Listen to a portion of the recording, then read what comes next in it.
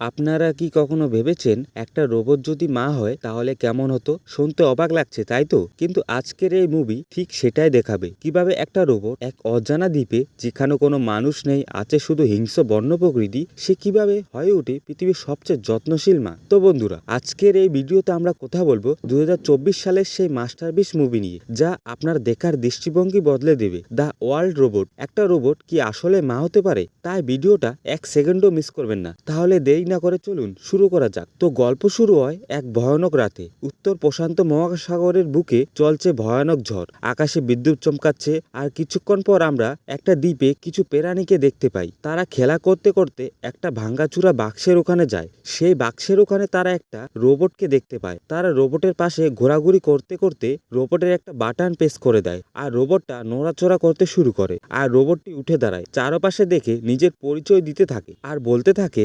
Universal dynamic robot order করার জন্য আপনাদের অনেক অভিনন্দন। আমার নাম হলো রোজাম 7134। রোবটটির প্রোগ্রামিং বলে একটা রোজাম রোবট সব সময় তার কাজ শেষ করবে, কিন্তু হঠাৎ করে তার দিকে একটা বড় ঢেউ আসতে শুরু করে। সে তখন ঢেউ থেকে বাঁচার জন্য পাহাড়ে পাহাড়ে উঠতে চেষ্টা করে, কিন্তু সে উঠতে পারে না। তারপর সে একটা কাকড়াকে দেখতে পায়। তারপর সে ওই কাকড়ার মতো উপরে উঠতে শুরু করে। তারপর রোবটটি জঙ্গলে প্রবেশ করে আর খুঁজতে থাকে এমন কাউকে যাকে সে সার্ভিস দিতে পারে। সে নিজের পরিচয় দিতে দিতে ওই জঙ্গলের ভিতরে চলে যায়, আর জঙ্গলে কারো কোনো রকম সাহায্য লাগবে কিনা এটা প্রত্যেক প্রাণীকে জিজ্ঞাসা করতে থাকে। কিন্তু বন্য প্রাণীর কাছে সে একটা ভয়ানক দানব। হরিণ, ভাল্লুক সবাই তাকে দেখলে পালায়। কাঠবিড়ালি তার দিকে ফল ছুঁড়ে মারে। একটা হরিণ তাকে শিং দিয়ে গুঁতে মেরে ফেলে দেয়, কিন্তু রোজাম হাল ছাড়ে না। বেশ কয়েকটা সময় রোজাম এভাবে কাটিয়ে দেয়। রোজাম জঙ্গলের প্রাণীদের কারো কথা বুঝতে পারছিল না, তার জন্য সে লার্নিং মোড অ্যাক্টিভেট করে আর এখানে অনেকদিন ধরে চুপ করে বসে থাকে। আর এইভাবে বেশ কয়েকটা মাস বসে থেকে সে পশু পাখিদের আওয়াজ শোনে এবং তাদের ভাষা শেখে, আর প্রাণীদের ভাষায় কথা বলতে সক্ষম হলে তখন সে আবারও উঠে দাঁড়ায়। জঙ্গলের সব প্রাণীরা রোজামকে দেখে একটা মনস্টার মনে করে। একটা হরিণ এসে রোজামকে ধাক্কা মেরে দূরে ফেলে দেয়। রোজাম যখন আবারও উঠে দাঁড়ায় তখন সবাই তাকে দেখে ভয় পেয়ে সেখান থেকে পালিয়ে যায়। কিছুক্ষণ পরে সেখানে বৃষ্টি শুরু হয়ে যায়। রোজাম বৃষ্টির মধ্যে ভিজতে ভিজতে আশেপাশে ঘুরতে থাকে, আর সে যখন বুঝতে পারে সে একটা দ্বীপে আটকা পড়েছে এবং কোনো মানুষের সন্ধান নেই, তখন সে বুঝতে পারে তাকে আবার ফ্যাক্টরিতে ফিরে যেতে হবে। সেজন্য সে তার রিটার্ন ট্রান্সমিটার অ্যাক্টিভেট করে দেয়। তখন আকাশ থেকে তার উপরে বিদ্যুৎ এসে পড়ে, তাই সে উপর থেকে নিচে পড়ে যায়, আর কিছুক্ষণের জন্য তার সমস্ত সিস্টেম বন্ধ হয়ে যায়। রোজাম ঘুম থেকে উঠে দেখে জঙ্গলের সমস্ত প্রাণী এসে তার অবস্থা খারাপ করে দিচ্ছে। প্রাণীরা রোজামকে অনেক খারাপভাবে বিরক্ত করতে থাকে। একটা প্রাণী তার রিটার্ন ট্রান্সমিটার চুরি করে সেখান থেকে পালিয়ে যায়। রোজাম ওই প্রাণীটার পিছু করতে থাকে। প্রাণীটা একটা গুহার ভেতরে ট্রান্সমিটারটা ফেলে রেখে দৌড়ে বাইরে চলে আসে। রোজাম যখন ট্রান্সমিটার হাতে নেয় তখন একটা ভয়ানক ভালুক তার উপর আক্রমণ করে আর তার শরীরে একটা চিহ্ন করে দেয়। রোজাম এই ভালুকের হাত থেকে বাঁচার জন্য দৌড়ে পালাতে থাকে, আর ভালুকটা তার পিছনে পিছনে আসতে থাকে অনেকটা সময়। এইভাবে দৌড়ানোর পর রোজাম পাহাড়ের উপর থেকে নিচে পড়ে যায়। এই জায়গায় একটা রাজহাঁস তার ডিমগুলোর সাথে বসবাস করত। রোজাম উপর থেকে নিচে পড়ার কারণে ওই রাজহাঁসটা মারা যায় আর ডিমগুলো নষ্ট হয়ে যায়, কিন্তু ভাগ্যবশত রোজাম সেখানে একটা ডিম ভালো অবস্থায় দেখতে পায় আর স্ক্যান করে দেখে ওই ডিমের ভিতরে একটা হাঁসের বাচ্চা আছে। তাই রোজাম ওই ডিমটাকে নিজের কাছে রেখে দেয়। কিছুক্ষণ পর রোজাম যখন ওই ডিমটাকে দেখছিল তখন একটা শিয়াল এসে ওই ডিমটাকে মুখে করে নিয়ে পালিয়ে যায়। রোজাম ওই শিয়ালটার পিছু করতে থাকে। এই শিয়ালটার নাম হলো ফিলিঙ্ক। অনেকটা সময় পিছু করার পর রোজাম ওখান থেকে নিচে পড়ে যায়। এটা দেখে ফিলিঙ্ক অনেক খুশিও যায়, ভেবেছিল রোজাম পড়ে গেছে, কিন্তু রোজাম স্পাইডার ম্যানের মতো উপরে চলে আসে আর ফিঙ্ককে ঘিরে ধরে। ফিঙ্ক প্রথমে ভয় পেয়ে ডিমটা নিচে রেখে দেয়। রোজাম যখন ডিমটা হাতে নিতে যায় তখন ফিঙ্ক আবারও ডিম মুখে নিয়ে সেখান থেকে পালিয়ে যাওয়ার চেষ্টা করে, আর বেচারার এই অবস্থা হয়, কাটা ফোটে। রোজাম ডিমটাকে যত্ন করে নিজের কাছে রেখে দেয় আর ফিঙ্ককে ধরে তার শরীরের সমস্ত কাটা বের করতে থাকে। তারপর ফিঙ্ক সেখান থেকে পালিয়ে যায়। তখন রোজাম ডিমের ভিতরে কিছুটা কম্পন অনুভব করে আর ডিমটার মাঝে ধীরে ধীরে ফাটল ধরতে শুরু করে। এটা থেকে রোজাম ডিমটাকে ভেঙে যাওয়ার থেকে বাঁচার জন্য যথেষ্ট চেষ্টা করে, কিন্তু শেষমেশ ডিমটা ভেঙে একটা কিউট হাঁসের বাচ্চা বেরিয়ে আসে। বাচ্চাটা জন্মের পর রোজামকে দেখে তাকে নিজের মা ভাবতে শুরু করে, কিন্তু রোজাম আবারও ফ্যাক্টরি যাওয়ার জন্য রিটার্ন ট্রান্সমিটার অ্যাক্টিভেট করতে থাকে। কিন্তু এখানে নেটওয়ার্ক না পেয়ে সে নেটওয়ার্ক খুঁজতে সামনে এগিয়ে যায়, আর বাচ্চাটাও রোজামের পিছনে পিছনে আসতে থাকে। রোজাম বাচ্চাটাকে ইগনোর করে সামনের দিকে এগিয়ে যেতে থাকে। কিছুক্ষণ পর রোজাম যখন নেটওয়ার্ক পেয়ে যায় তখন রিটার্ন ট্রান্সমিটার অ্যাক্টিভেট করতে থাকে, কিন্তু ওই হাঁসের বাচ্চাটা ট্রান্সমিটারটা নষ্ট করে দেয়। রোজাম এই বাচ্চাটার ব্যবহার একদম বুঝতে পারছিল না। তখন সে সামনে একটা মা প্রাণীকে তার বাচ্চাদের সঙ্গে দেখতে পায়। এই প্রাণীটির নাম হলো পিকটেল। এই প্রাণীর বৈশিষ্ট্যগুলির মধ্যে একটি হলো এরা কোনো বিপদ দেখলে মরে যাওয়ার অভিনয় করে, যাতে শিকারীরা এদেরকে না ধরে চলে যায়। যাই হোক, রোজাম তখন সামনে এদেরকে দেখে ওই হাঁসের বাচ্চাটাকে চুপ করে ওই পিকটেলের বাচ্চাদের মধ্যে রেখে দেয়। বাচ্চাদের মা হাঁসের বাচ্চাটাকে দেখে জিজ্ঞাসা করে, তোমার মা কোথায়? তখন সেখানে রোজাম চলে আসে, আর তারা রোজামকে মনস্টার মনে করে মরে যাওয়ার অভিনয় করতে থাকে। কিন্তু যখন দেখে রোবট তাদের উপর আক্রমণ করছে না, তখন সে ও রোবটটার কাছে এসে জিজ্ঞাসা করে, এই হাঁসের বাচ্চাটা কি তোমার? রোজাম বলে, এই বাচ্চাটা আমার পিছু করছে আর চিৎকার করে আমার মাথা খারাপ করে দিচ্ছে। প্রাণীটা বলে, বাচ্চারা এরকমই হয়, আর একটা হাঁসের বাচ্চা জন্ম নিয়ে সবার আগে যাকে দেখে তাকেই সবসময় মনে রাখে, সেটা হলো তুমি। অর্থাৎ বাচ্চাটা তোমাকে নিজের মা মনে করছে। রোজাম বলে, বাচ্চার মা হওয়ার বিষয়টা নিয়ে আমার ভিতরে কোনো প্রোগ্রামিং নেই। পিকটেল বলে, মা হওয়া কারোর ভিতরে প্রোগ্রাম করা থাকে না, এটা শিখে নিতে হয়। রোজাম বলে, আমার এখানে কোনো কাজ নেই, তাই আমাকে যত দ্রুত সম্ভব ফ্যাক্টরিতে ফিরে যেতে হবে। পিকটেল বলে, তোমার এখানে কাজ আছে, এই বাচ্চাটা দেখাশোনা করাই তোমার কাজ। এটা শুনে রোজাম থেমে যায় আর বলে, আমি কাজ পেয়ে গেছি, আর আমাকে যে কাজ দেওয়া হয় আমি সবসময় ও কাজ সম্পূর্ণ করার আমার সমস্ত দিয়ে চেষ্টা করি, তাই এখন আমি আর ফ্যাক্টরি যাব না। রোজাম পিকটেলকে জিজ্ঞাসা করে, আপনি কি আমাকে বলতে পারেন যে এর খেয়াল আমি কিভাবে রাখবো? পিকটেল বলে, তোমার এই বাচ্চাটাকে খাওয়ানো শেখাতে হবে। সাধারণত একটা প্রাণীর এই একটি জিনিসই দরকার হয়, কিন্তু এটা যেহেতু একটা হাঁসের ছানা, সেজন্য তোমাকে একে খাওয়ার পাশাপাশি সাঁতার কাটা আর আকাশে ওঠা শেখাতে হবে। আর সেটা আগামী শীত আসার আগে তাকে এই দ্বীপ ছেড়ে যেতে হবে, না হলে শীতের মৌসুমিতে সেখানে একদমই টিকতে পারবে না। তোমাকে ধৈর্যের সাথে কাজ করতে হবে। এটা বলে পিকটেল তার বাচ্চাদের নিয়ে রোজামকে গুড লাক বলে সেখান থেকে চলে যায়। তারপর রোজাম ভাবতে থাকে সে এই বাচ্চাটাকে খাওয়া, সাঁতার কাটা আর আকাশে ওরা কিভাবে শেখাবে। সে কি একটা বাচ্চাটাকে খেতে বলে, তারপর বাচ্চাটাকে সাঁতার কাটতে বলে আর আকাশে উড়িয়ে দেয়। রোজামের এই উল্টাপাল্টা কাজগুলো দূর থেকে ফিল্ক ওই শেয়ালটা দেখতে থাকে। রোজামের এইসব কাণ্ড দেখে ফিল্ক এসে বলে,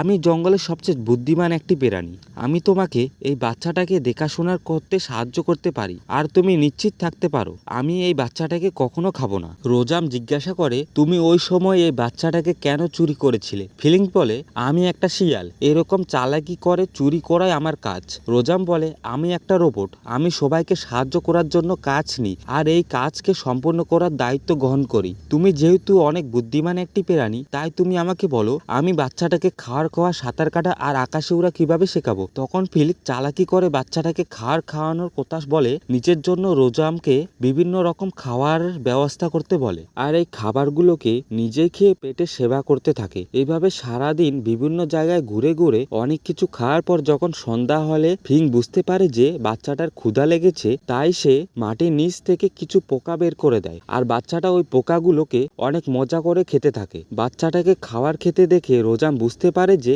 বাচ্চাটাকে খাবার খাওয়ানোর প্রথম টাস্ক কমপ্লিট হয়ে গিয়েছে। তারপর রোজাম তার পাওয়ার সিস্টেমের বাক্সটার অবস্থা দেখতে থাকে। ফিলিং জিজ্ঞাসা করে, ওটা কি? রোজাম বলে, এটা আমার পাওয়ার সিস্টেমের বক্স, এটা নষ্ট হয়ে গিয়েছে, সেজন্য আমাকে আমার সোলার সার্কিট আর ব্যাটারির মাধ্যমে কাজ চালাতে হচ্ছে। শুধু তাই না, আমার ট্রান্সমিটারও নষ্ট হয়ে গিয়েছে, আমার একটা নতুন ট্রান্সমিটারও প্রয়োজন। ফিলিং বলে, যদি আমরা এখানে আশেপাশে অন্য কোনো রোবটকে খুঁজে পাই, তাহলে আমরা ওই রোবট থেকে তার ট্রান্সমিটারটা নিয়ে নিব, তাহলে তোমার এই সমস্যার সমাধান হয়ে যাবে। রোজাম বলে, তুমি একটা নেগেটিভ কথা বলছো, আমার প্রোটোকল হলো আমি অন্য কারো ক্ষতি কখনো করতে পারবো না। ফিলিং বলে, তোমাকে জঙ্গলের বসবাস করার নিয়ম কানুন শিখতে হবে। যত ভয়ানক প্রাণী হোক না কেন, সবাই জঙ্গলে বেঁচে থাকার চেষ্টা করে, আর বেঁচে থাকতে হলে আমাদের একে অপরের ক্ষতি করতে হবে। তবে তুমি এই হাঁসের বাচ্চাটাকে কোথায় পেলে? রোজাম বলে, একটি অ্যাক্সিডেন্টের কারণে এই বাচ্চাটার পুরো পরিবার আমার কারণে শেষ হয়ে গিয়েছে। এটা শুনে ফিলিং বলে, আমি তোমাকে একটা ভালো পরামর্শ দিই, তুমি কখনো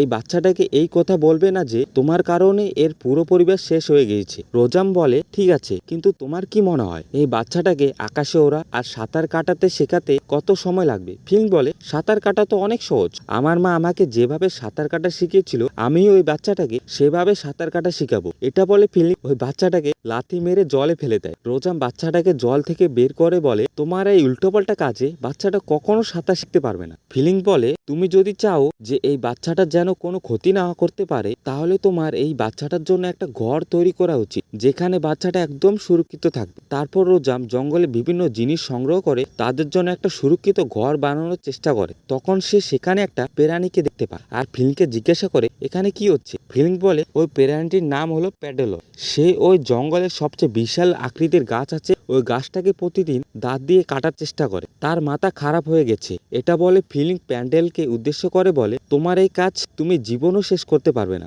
বুঝতে পেরেছো গাধা? এটা শুনে সেখানে সবাই হাসতে শুরু করে। প্যাডেলর বলে, একদিন সবাই তোমাদের ভুল অবশ্যই বুঝতে পারবে। তারপর রোজাম তাদের জন্য একটা সুরক্ষিত ঘর তৈরি করার কাজে লেগে যায়। তখন সে দেখতে পায় ছোট বাচ্চাটা এখন ধীরে ধীরে কথা বলতে শুরু করেছে এবং সে রোজামের নাম উচ্চারণ করার চেষ্টা করে, কিন্তু সে ভালোভাবে রোজাম শব্দটা উচ্চারণ করতে পারছিল না। সেজন্য রোজাম তাকে বলে, তুমি আমাকে রোজ বলে ডাকতে পারো। তারপর বেশ অনেকটা সময় কাজ করার পর রোজ তাদের জন্য একটা সুরক্ষিত ঘর বানিয়ে ফেলে। আর সন্ধ্যাবেলা ঘর তৈরির আরো কিছু জিনিস নেওয়ার জন্য যখন তারা সমুদ্রের পাড়ে আসে, তখন হঠাৎ করে বৃষ্টি শুরু হয়েছে আর তারা বৃষ্টি থেমে যাওয়া পর্যন্ত একটা গাছের নিচে আশ্রয় নেয়। তখন ফিল্ম রোজকে বলে, তুমি বাচ্চাটার নাম কি রাখবে? রোজ বলে, এই বাচ্চাটার নাম হলো 001।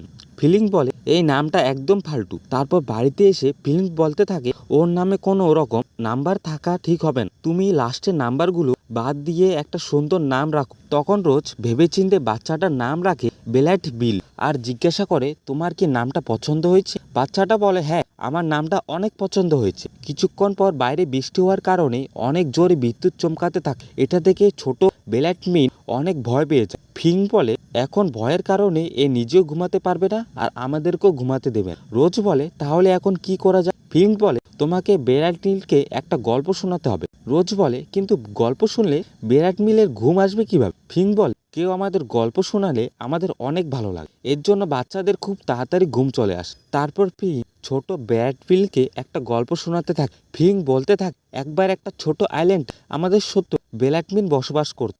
আর ছোট বেলাটমিন একদম একা ছিল, কারণ একটা দুর্ঘটনায় তার পুরো পরিবার এই দুনিয়া থেকে চলে গিয়েছে। ছোট বেলাটমিন শুধু একটা মা চাইত। বেলাটমিন আকাশের দিকে তাকিয়ে তার মনের কথাগুলো বলছিল। তখন একটা সুন্দর রোবট ছোট বেলাটমিনের এই কথাগুলো শুনে ফেলে এবং রোবটটি দ্রুত বেলাটমিনের কাছে চলে আসে আর তাকে অনেক ভালোবেসে বড় করতে থাকে। এভাবে ফিল ছোট বেলাটমিলকে গল্প শোনাতে থাকে আর গল্প শুনতে শুনতে বেলাটমিল ঘুমিয়ে পড়ে। রোজ ফিলিংকে জিজ্ঞাসা করে, ভালোবাসা মানে?